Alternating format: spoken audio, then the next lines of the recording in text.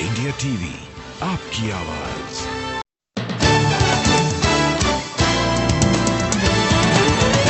अब शुरू होने जा रहा है देश का सबसे बड़ा मुकदमा, आपकी अदालत, रजत शर्मा के साथ।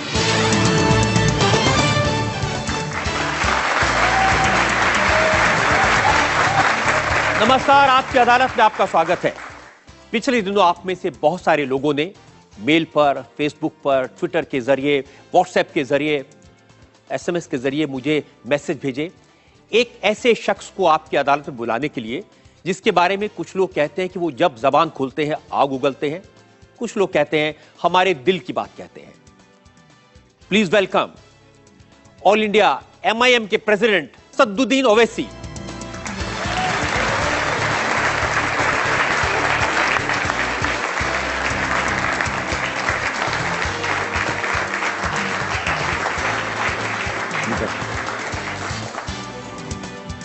आज के इस शो में हमारे जज हैं भास्कर के national political editor Abhilash Khandekar,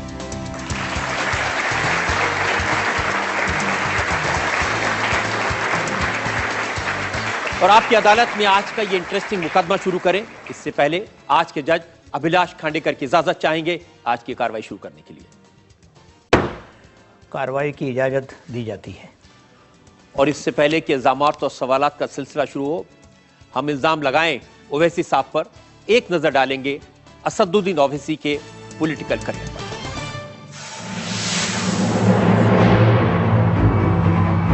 Asaduddin Owaisi all India मजलिस इत्तेहादुल मुसलमीन के प्रेसिडेंट हैं। असदुद्दीन ओवैसी और इनके परिवार का पुराने हैदराबाद इलाके में काफी रसूख है। ये इस इलाके से 3 बार लोकसभा का चुनाव जीत चुके हैं। असदुद्दीन ओवैसी के फादर सलाउद्दीन ओवैसी इसी कॉन्स्टिट्यूएंसी से 6 बार लगातार चुनाव जीते थे। असदुद्दीन ओवैसी पुराने हैदराबाद से 2 बार MLA भी रह चुके हैं। लंदन से लॉ ग्रेजुएट असदुद्दीन ओवैसी एक असरदार स्पीकर हैं। ये अपने बयानों की वजह से सुर्खियों में बने रहते हैं। असदुद्दीन ओवैसी माइनॉरिटीज के लिए engineering, medicine, management, physiotherapy, pharmacy, nursing और आर्किटेक्चर के 10 कॉलेज चलाते हैं। इनके 2 हॉस्पिटल भी हैं। लंदन से लॉ ग्रेजुएट असदुद्दीन ओवैसी आपकी अदालत में अपनी पैरवी खुद करेंगे। तो मुकदमा शुरू होता है। आपकी अदालत में पहला इल्जाम असदुद्दीन ओवैसी पर। आपकी अदालत में ऑल इंडिया मजलिस इत्तेहाद के प्रेसिडेंट असदुद्दीन ओवैसी पर इल्जाम है कि ये असभ्य भाषा का इस्तेमाल करते हैं। ओवैसी साहब, बहुत सारे भाषण मैंने आपके सुने, इंटरनेट पर बहुत सारे लोग आपके वीडियोस को पसंद करते हैं। आप जो भाषा बोलते हैं बहुत स्वीट, अच्छी भाषा आप बोलते हैं। जैसे 31 मई 2014 को एक बड़े आदमी के बारे में आपने कहा वो कुत्ता है, उसकी नस्ल कुत्ती, सब कुत्ते।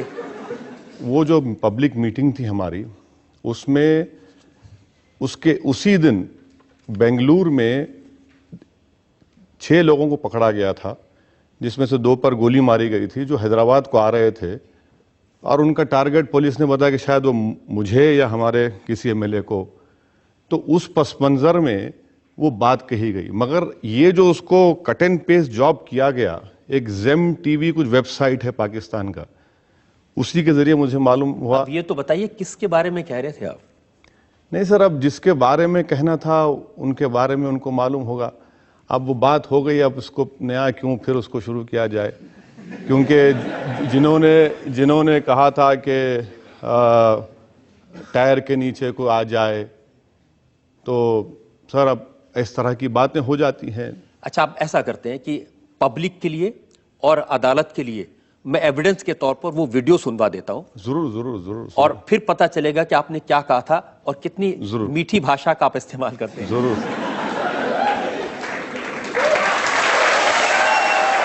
याद रखो नौजवानों, ये कुत्ते हैं, ये कुत्ते हैं, ये कुत्ते के बच्चे हैं। तुम अल्लाह की तरफ पलटो, ये खत्म होंगे इंशाअल्लाह ताला। जो हमको कुत्ते का बच्चा बोल रहा था, वो कुत्ता, उसकी नस्ल कुत्ते, सब कुत्ते।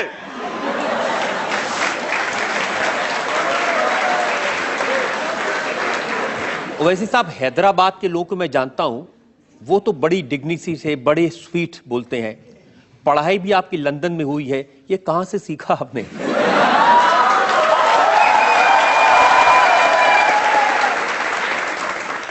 ये हमने सीखा उन लोगों की बातें सुन सुनकर, जो 50 साल से ये समझ रहे थे कि हम गूंगे हैं। हमने उनसे सीखा जो इन्होंने कहा था कि इस धरती को समताल होना पड़ेगा। 5 दिसंबर को कहा गया था। हमने उनको देख देख कर बोलना शुरू किया जिन्होंने कहा था कि एक धक्का और दो। हमने उनको देख देख कर अपनी ज़बान खोलने में मजबूर हो गए जिन्होंने कहा था महाराष्ट्र के एक बहुत बड़े लीडर है कि मुसलमान लड्डे हैं। हमने उन लोगों को सुना जिन्होंने कहा था कि हम रिलीफ कैंप इसलिए चलाएं ताकि आपका प्रोडक्शन सेंटर बढ़े। हमने उन लोगों को सुना जिन्होंने कहा था कि कोई टायर के नीचे अगर कोई कुत्ते का बच्चा आ जाए तो सर बताना ये है कि हम यही चाह रहे हैं कि एक उसूल बन जाए पूरे मुल्क में कि कोई भी इस तरह की बात ना करे। मैं यकीनन आप जो आपने ये बात देखिए, मैं आपसे इसलिए कह रहा हूं, जरा मेरी बात को मुकम्मल आप मेरी भी बात सुन लीजिए। आपने ये बात 31 मई 2014 को कही, जब मुल्क नरेंद्र मोदी को देश का प्रधानमंत्री इलेक्ट कर चुका था। देश के प्रधानमंत्री के बारे में ऐसी भाषा इस्तेमाल करना अच्छी बात है? सर, जमहूरियत में अगर कोई मुल्क का वजीर आजम बनने जा रहा है, क्या उनके लिए बात जेबा देता कि वो ये कहें कि जो टायर के नीचे आ जाए वो कुत्ते का बच्चा? क्या ये इनके लिए जेब देता जो हिंदुस्तान के वजीर आजम बने थे अटल बिहारी वाजपेयी? हम दुआ करते हैं कि अल्लाह उनको सेहत दे कि इस धरती को समताल होना पड़ेगा। क्या इनके लिए जेब देता जिन्होंने कहा था कि एक धक्का और दो, और वो खुद हिंदुस्तान के होम मिनिस्टर और मिनिस्टर्स बन गए? तो ये चीज़ है कि आपकी बात सही है कि इस तरह की ज़बान का इस्तेमाल नहीं होना चाहिए, मगर थाली तो 2 हाथ से बचती है, 1 हाथ से नहीं रोक सकती। तो इसीलिए हम चाहेंगे कि दूसरी तरफ से भी, हर तरफ से भी। लेकिन ये सिर्फ ऐसा नहीं है कि आपने नरेंद्र मोदी साहब के बारे में कहा हो। मुलायम सिंह यादव, उनकी भी बहुत सेवा की आपने। वो भी दिखा दीजिए। मैं उसकी बानगी भी अदालत में पेश कर देता हूं। आपने कहा ये मौलाना नहीं, आरएसएस की चड्डी पहने हुए मुलायम है।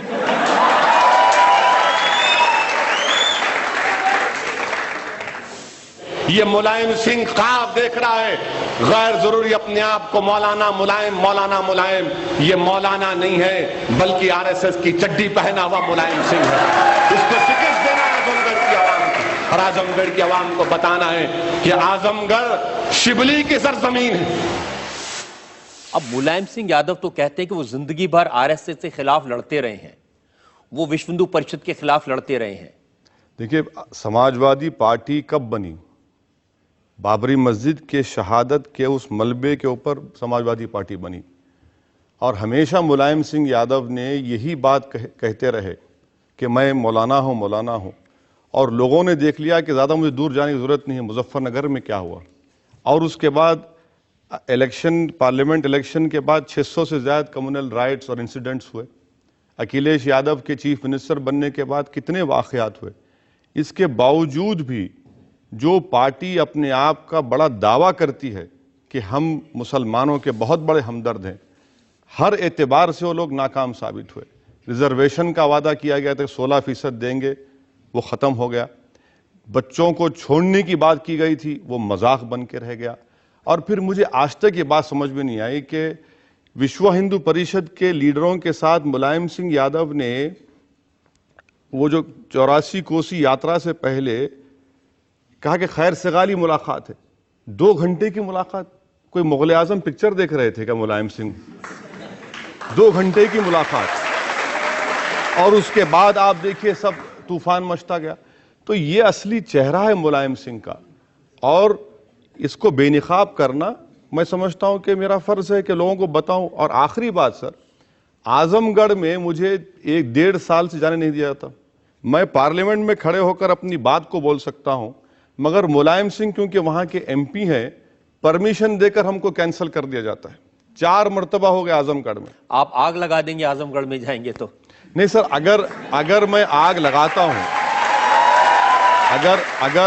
अगर मैं आग लगाता हूं या फिर मुलायम सिंह को मैं नीचे गिराता हूं, ये तो वक्त तय करेगा। अगर मैं जाकर कोई गलती करता हूं, आप मुझ पर फौरन केस बुक करिए। मैं कई मरतबा वहां के एसपी से बात किया, मैंने कहा कि अगर मैं गलत बोलूंगा, आप बोलिए कि रुक जाइए, मैं रुक जाऊंगा। मतलब हम इस मैदान में हैं, इस सियासत में हैं, आप हमको जेल को ले जाइए, केस बुक करिए, हम तैयार हैं। लेकिन आप कहते हैं कि दूसरे ऐसी भाषा बोलते हैं उससे आप सीखते हैं। क्या कभी मुलायम सिंह ने इस तरह की भाषा का इस्तेमाल किया? मुलायम सिंह यादव ने, खैर उनको बात ही करना नहीं आता सर, क्या बात करेंगे वो।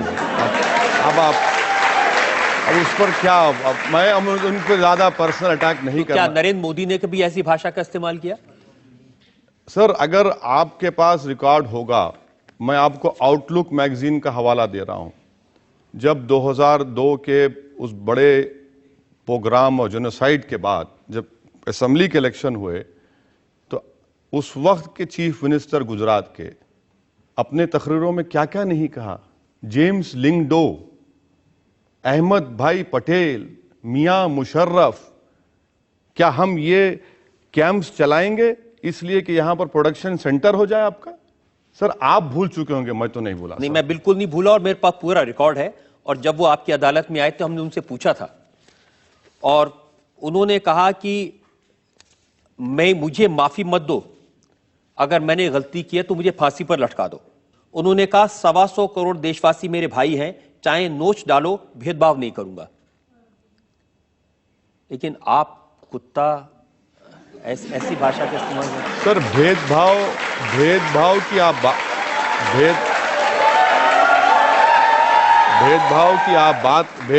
आप बात कर रहे हैं। मुझे एक बात मुझे बता दीजिए, क्या हिंदुस्तान का वजीर आजम पार्लियामेंट में खड़े होकर प्रेसिडेंट एड्रेस के डिबेट में यह जुमला जेब देता है उनको कि 1200 साल की गुलामी? क्या मतलब था उसका? 1200 साल की गुलामी से हमको आजादी मिली। 650 साल तो मुसलमान भी हुकूमत की है इस मुल्क में, तो क्या वो भी गुलामी थी? मैं मानता हूं अंग्रेजों के खिलाफ हम तमाम ने मिलकर लड़ा, वो गुलामी का वक्त था, मगर उसको आप 1200 साल की बात करते। दूसरी बात, 15 अगस्त को लाल खिले से वजीर आजम ने कहा कि 10 साल का मॉरेटोरियम होना चाहिए कम्युनल राइट्स के। 10 साल क्यों, 100 साल चाहिए, ले लीजिए। मगर ये कैसे टास्क मास्टर हैं, वो बोलते कुछ हैं और फिर उन्हीं के एमपी योगी कुछ और बोल देते हैं। ये कैसे टास्क मास्टर हैं कि साक्षी महाराज बोलते कि पूरे मदरसे टेररिज्म के सेंटर हैं और फिर वजीर आजम की हुकूमत 200 करोड़ देती है मदरसों को। ये कैसी बात है, मुझे समझाइए आप। कि एक वजीर मनिका गांधी कहती है कि गाय को काटा जा रहा है, कैटल को काटा जा रहा है, फिर ये हुकूमत जो मशीनरी आती है उस जानवर को काटने के लिए, इंपोर्ट ड्यूटी 10 से 6% कर देती है। तो ये जो है ना सर, ये जो आपकी बात बिल्कुल नहीं, ये जो जेकिल एंड हाइड की पर्सनालिटी है, आप मेरी बात से मुत्तफिक नहीं हो सकते, मगर मैं जो आपके सामने हूं वो अंदर भी हूं और बाहर भी हूं। मगर ये बात कि भाई मैं इस दूध का धुलावा हूं, मगर मेरे साथी कर रहे हैं, मुझे मत बोलिए, मैं उसका जिम्मेदार नहीं हूं, ये कैसे हो सकता है? ये हमको बता दीजिए कि आप चीफ मिनिस्टर थे, अभी आपने कहा कि मैं भेदभाव नहीं करता हूं। अक्षरधाम का जजमेंट आया, जिस वक्त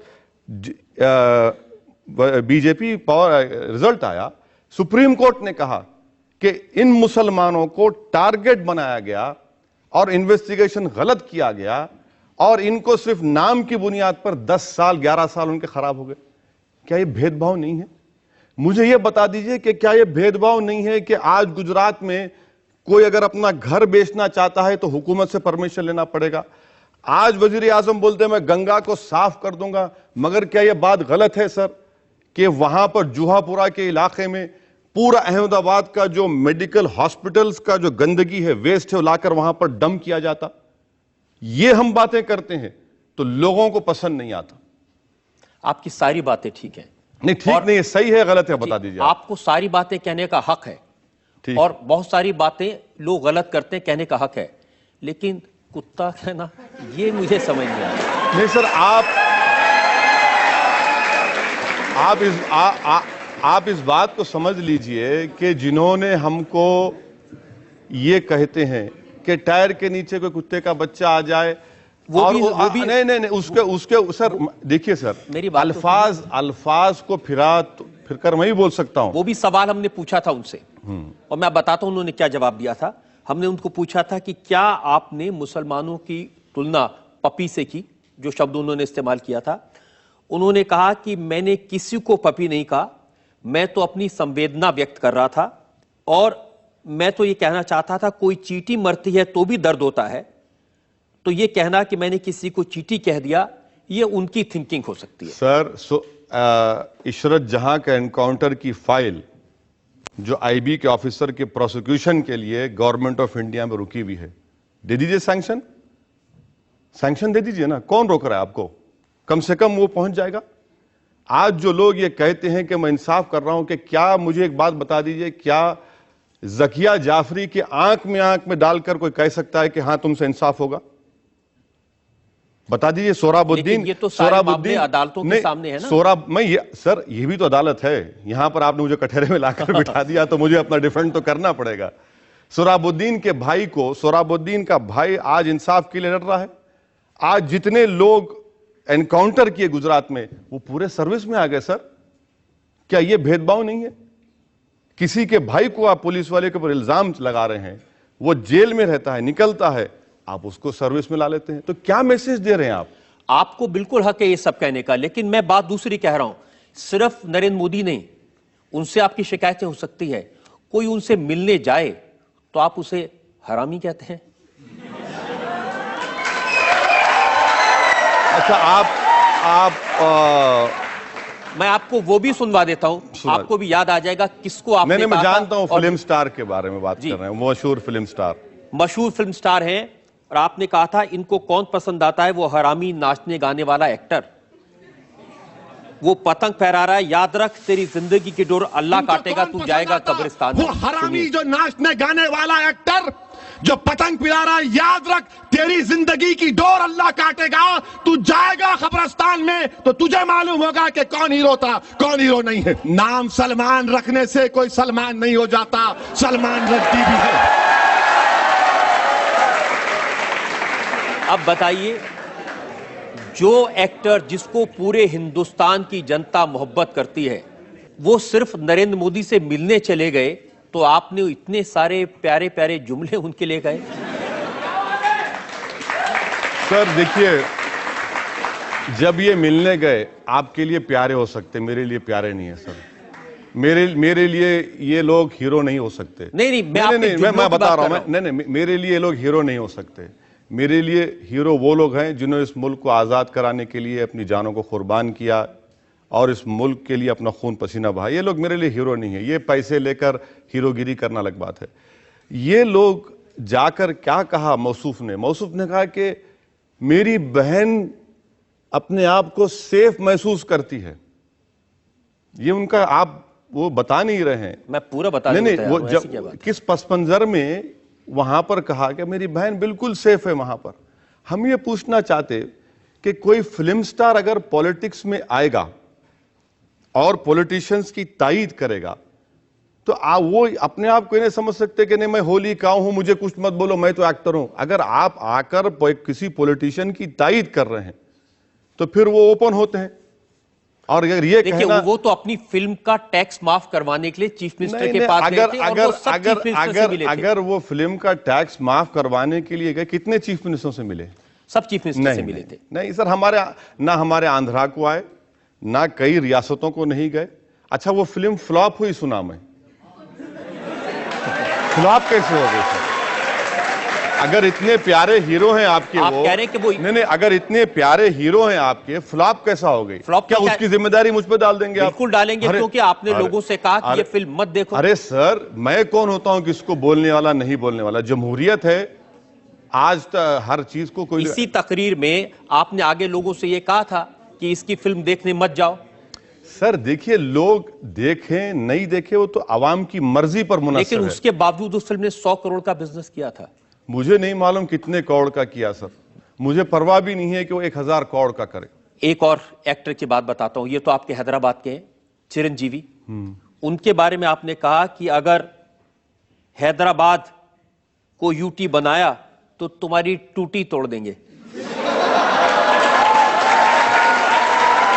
वो भी दिखा दीजिए, ये भी सुन लीजिए। हैदराबाद हमारा है, हैदराबाद सबका है, मगर ये यूटी की बात मत करो। तुम यूटी की बात करेंगे तुम्हारी टूटी ढीली कर देंगे हम। ये परमानेंट कैपिटल की बात मत करो चिरंजीवी, परमानेंट कैपिटल यूटी की बात मत करो। तुम बच्चे हो अभी, तुम शूटिंग करते करते कूद के वहां चले गए।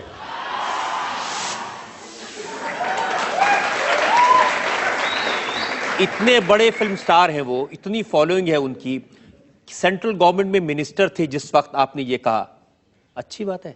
देखिए हैदराबाद के ताल्लुक से चिरंजीवी का जो मौक़िफ़ था, जिंदगी हैदराबाद में गुजारी, प्रॉपर्टीज हैदराबाद में खरीदी और नेक काम भी किए। वो ब्लड बैंक भी चलाते, थोड़ा बहुत काम भी करते, मगर बात ये कह रहे कि नहीं हैदराबाद को यूनियन टेरिटरी बना दो।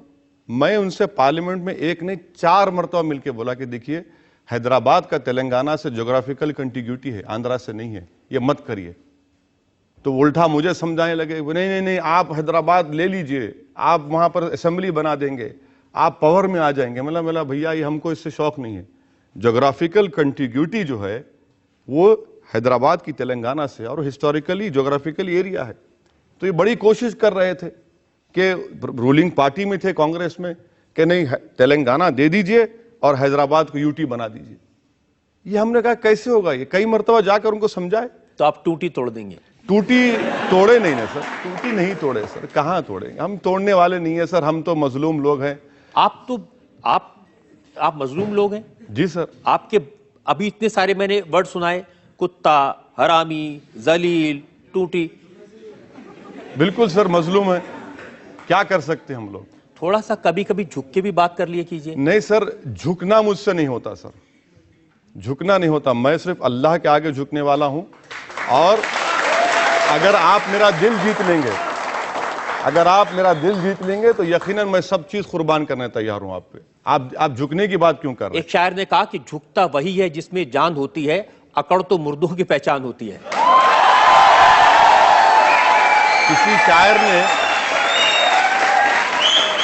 किसी शायर ने यह भी कहा, जरा नम हो तो बड़ी जरखेज है जमीन साखी। तो नम होने की जरूरत है, आप नम होइए, आप नम होइए, आप इनकिसारी का मुजाहरा करिए। आप हमको हिंदुस्तान में किराएदार मत समझिए, हम इस मुल्क के बाइज्जत शहरी हैं। आप हमको ये मत समझिए कि तू वहां पर ठहर, हम यहां पर ठहरेंगे।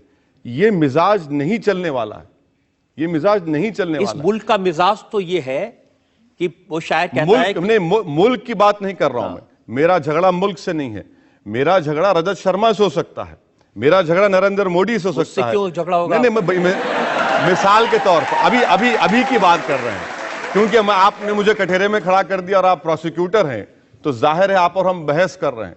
तो बहस की बुनियाद पर मैं एक कह रहा हूं, मगर मुल्क से कोई झगड़ा कभी नहीं हो सकता, ना कभी होगा इंशाअल्लाह ताला। ये मुल्क हमारा था, है और रहेगा इंशाअल्लाह ताला। हम ये कह रहे हैं कि जो मुल्क में जो इख्तिदार पर बैठने वाले हैं वो ये ना समझें कि मेरे मुकद्दर के फैसले वो करेंगे और मेरे मालिक हैं। नहीं, वो मेरे मालिक नहीं है, इख्तिदार उनको जरूर मिला है, वो सबको एक इंसाफ की नजर से देखें। लेकिन ये आप मानते हैं कि इस मुल्क में सब लोगों को मिलकर रहना चाहिए? सर मैं तो फिर आपसे कह रहा हूं ना कि इस दुनिया में ये वाहिद मुल्क है, दुनिया में कोई ऐसा मुल्क नहीं है जहां पर इतने मजहब के मानने वाले, इतनी तहजीब, इतने त्योहार, इतनी जबानें, दुनिया में कौन सा मुल्क ऐसा है। तो मेरा झगड़ा मुल्क से कभी नहीं था, ना रहेगा इंशाअल्लाह ताला। आप मानते हैं कि एक शायर ने कहा, ए चांद तू किस मजहब का है, ईद भी तेरी और करवा चौथ भी तेरी। ये हमारा मुल्क है। बिल्कुल सर, क्यों आप ईद और करवा चौथ की बात करें? क्या यहाँ पर क्रिसमस नहीं मनाया जाता? क्या यहाँ पर ट्राइबल लोग अपनी ईद नहीं मनाते? क्या यहाँ पर सिख लोग अपनी त्योहार नहीं मनाते? यही तो कह रहा हूं ना, यहाँ पर कितने त्योहार, कितने मजहब हैं। ये इस मुल्क की डाइवर्सिटी उसकी ताकत है, इस मुल्क की रूह इसका प्लुरलिज्म और इथॉस है। और अगर कोई इस प्लुरलिज्म इथॉस को खत्म करने की बात करेगा तो आप बताइए फिर क्या होगा इस मुल्क का? आप क्या करेंगे अगर कोई इस तरह के इथॉस की को खत्म करने की बात करेगा? उसके साथ आप क्या करेंगे? सर आप किस तरफ इशारा लेकर जा रहे हैं, मैं उसके आता हूं उसकी तरफ। तो मैं मैं आपको बता, मैं आपके सवाल का मैं प्रीजत जवाब दे देता हूं। मैं जरा एक ब्रेक मुझे लेना है, वक्त हो गया। एक ब्रेक के लिए हम रुकेंगे और ब्रेक के बाद हम असदुद्दीन ओवैसी साहब से पूछेंगे उन लोगों के बारे में जो इस देश में लोगों को बांटने की कोशिश कर रहे हैं। आपकी अदालत में इल्जाम और सवालात का एक और दौर। एक ब्रेक के बाद आपके छोटे भाई अकबरुद्दीन ओवैसी साहब, वो लोग कहते हैं ना, बड़े मियां तो बड़े मियां, छोटे मियां सुभान अल्लाह। वो कहते हैं कि 15 मिनट के लिए पुलिस हटा ली जाए, 25 करोड़ मुसलमान ये 100 करोड़ आबादी को ठीक कर देंगे। सर ये अब आप इसमें भी मुझे जिम्मेदार बना देंगे क्या?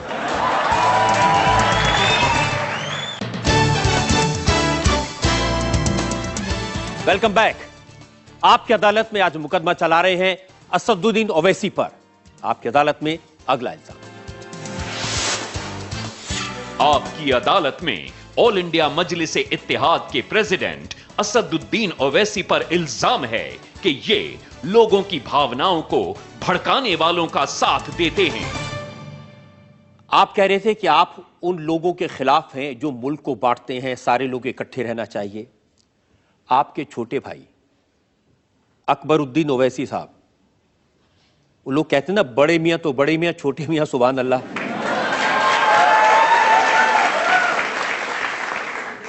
वो कहते हैं कि 15 मिनट के लिए पुलिस हटा ली जाए, 25 करोड़ मुसलमान ये 100 करोड़ आबादी को ठीक कर देंगे। सुनवाऊं वो भी एविडेंस आपको? नहीं, वो तो आप सुनवाई दीजिए, देख लेंगे। हाँ, अच्छा लगेगा आपको? सुनिए। हिंदुस्तान, हम 25 करोड़ है ना, तुम 100 करोड़ है ना, तुम तो हमारे से इतने ज्यादा है। 15 मिनट के लिए पुलिस को हटा लो, बता लेंगे किसमें हिम्मत है, कौन ताकतवर है। 15 मिनट हटा लो।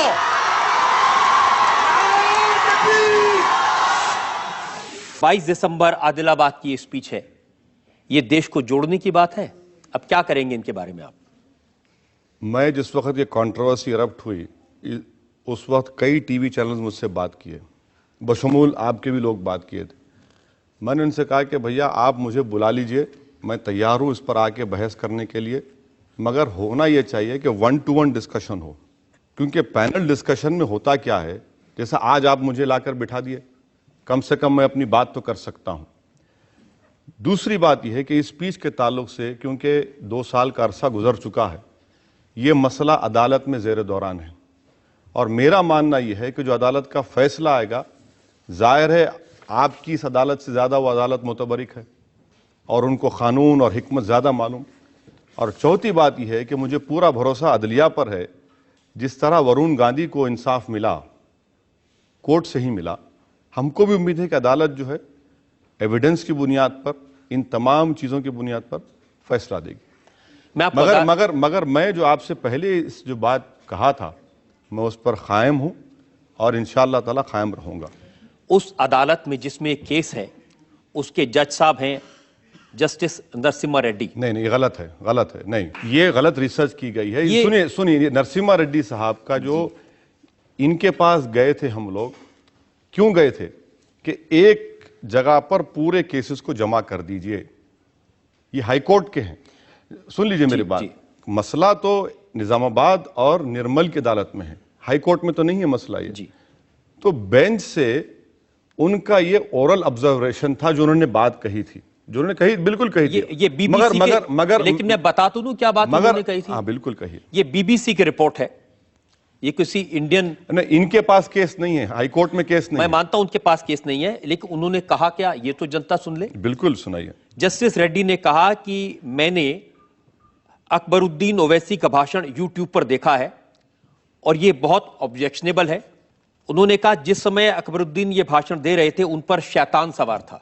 ये जुमला नहीं कहा उन्होंने। सर देखिए, आप और हम कंटेम्प्ट ऑफ कोर्ट करेंगे इस तरह का जुमला अगर आप इस्तेमाल करेंगे। मैं आपसे गुजारिश करूंगा कि दोबारा अपनी टीम से चेक करवाइए।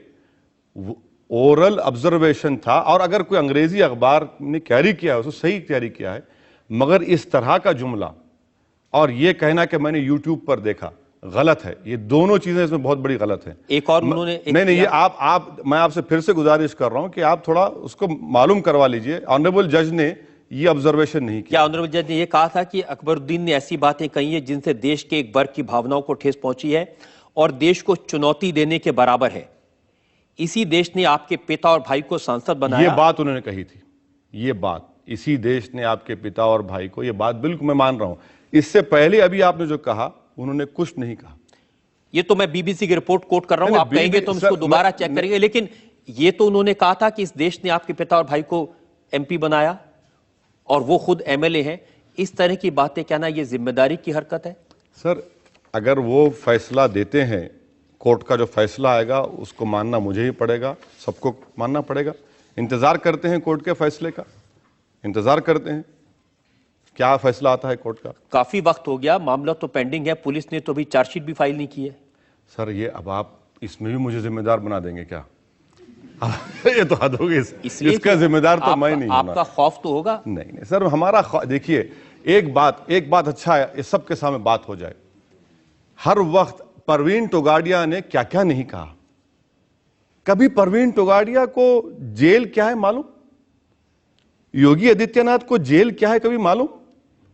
कभी ये लोग जेल को गए? कभी साक्षी महाराज जेल को गए? साक्षी महाराज तो काफी वक्त जेल में नहीं, वो अलग किस्सों में गए, अलग, अब उस पर तबसरा आप बाद में कर सकते। मगर आप जब बात कर रहे सो कॉल्ड एलिज हेट स्पीच की, हमको ये बात समझ में नहीं आती कि अकबरुद्दीन ओवैसी पर जब एक केस बुक हुआ, वो लंदन से वापस आए, भागे नहीं, वापस आए, सरेंडर किया, 2 महीने उनको जेल में रहना पड़ा और 2 महीने के बाद उनको बेल हुई। हम ये पूछना चाहते हैं भाई, ये केस चल रहा है, आप सही करें, परवीन टोगाडिया के ऊपर महाराष्ट्र और हर रियासत में कई केसेस है, गिरफ्तार करने से क्यों डरते भैया? योगी आदित्यनाथ को पकड़ने से क्यों डरते आप क्यों गिरफ्तार नहीं किए महाराष्ट्र के बहुत? सर आप ये मुझे बता दीजिए कि गिरफ्तार इनको क्यों नहीं करते आप? जब 153A, 295A, 120B ये सब कानून है, क्या इसका इतलाक सिर्फ हम पर ही होगा? अब ये मैं अकबरुद्दीन साहब की बात इसलिए कर रहा हूं क्योंकि उन्होंने ये कोई वन ऑफ नहीं था, कोई एक बार उन्होंने कह दिया हो। और भी मेरे पास उदाहरण है। सन 2011 में कुरनूल में एक रैली में उन्होंने एक एमएलए को काफिर कहा, फॉर्मर प्राइम मिनिस्टर नसीम मराव को कातिल, दरिंदा, बेईमान, धोखेबाज, चोर कहा। जो शख्स बाबरी मस्जिद की हिफाजत करने में नाकाम हुआ और बाबरी मस्जिद की शहादत सिर्फ मुसलमानों के लिए गम का मसला नहीं, ये तो मुल्क के फाउंडेशंस को कमजोर कर दिया, ये मुल्क के फाउंडेशंस को कमजोर कर दिया। ये गुंडा राज की बेहतरीन मिसाल है।